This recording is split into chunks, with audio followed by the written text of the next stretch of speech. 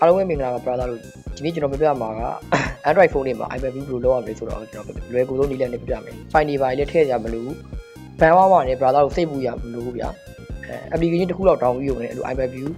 ဘယ်လိုလုပ်ရလဲဒီလို iPad view ဖြစ်အောင်ဘယ်လိုလုပ်ရမလဲဆိုကျွန်တော်ပြပြပေးမယ် brother တို့ Okay brother ပထမဆုံးချက်အနေနဲ့ brother ဘာလုပ်ရမလဲဆိုတော့ page ရဲ့ဝင်ပြီးသွားရင် be nice လို့ရှာလိုက် BENICE be nice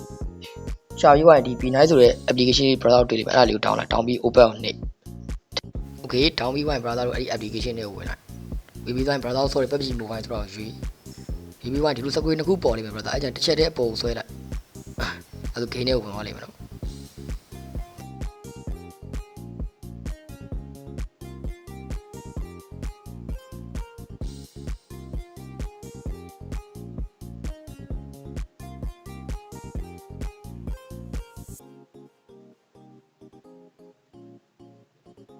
Okay ဒါဆိုတော့ browser ကိုလိုချင်တဲ့ဒီဟိုပါပေါ့ iPad view ရပါပြီ iPad view အောင်မှာတော်တော် iPad view ရတာ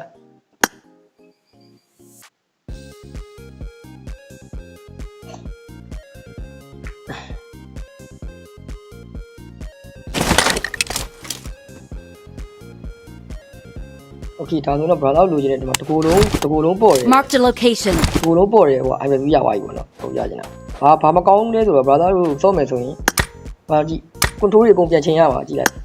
browser တို့ဒီအရင်စော့တဲ့ control နဲ့ဆိုလုံးဝအဆင်မဖို့တော့ iPad တို့ဖြစ်သွားတော့အကုန်လုံးတေးသေးလေးဖြစ်ပြီးတော့အောက်တွေရောက်သွားတယ်အဲ့ကြ browser တို့အချိန်ပေးပြီး control ပြန်ချိန်ရမယ်ကျွန်တော်ကတော့မချိန်တော့ဘူးဘာဖြစ်လဲဆိုတော့ကျွန်တော် iPad view နဲ့မစော့လို့အဲ့ရမလို့ဟိုမျိုးဒီတဲ့ကောင်း quality ကောင်းတာကိုလိုချင်တယ်ဆိုတော့ iPad ဝယ်လိုက်တာ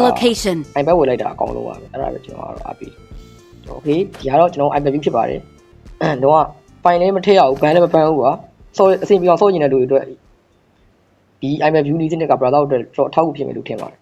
ပြီးတော့ဖြုတ်ချင်တဲ့လူတွေလေးပါအပြင်ထွက်လာတယ်တန်းပြုတ်သွားလိမ့်မယ်တစ်ချက်ထွက်လိုက်တာနဲ့ထွက်သွားပြီးရောက်သွားပြီပြီးဂိမ်းနဲ့ပြန်ဝင်ကြည့် Okay ပြောက်သွားပြီလွယ်ကူနဲ့ iPad view စော့လို့ရတဲ့နည်းကို browser တို့ပြပြဗီဒီယိုလေးကဒီလောက်ပါပဲ browser တတ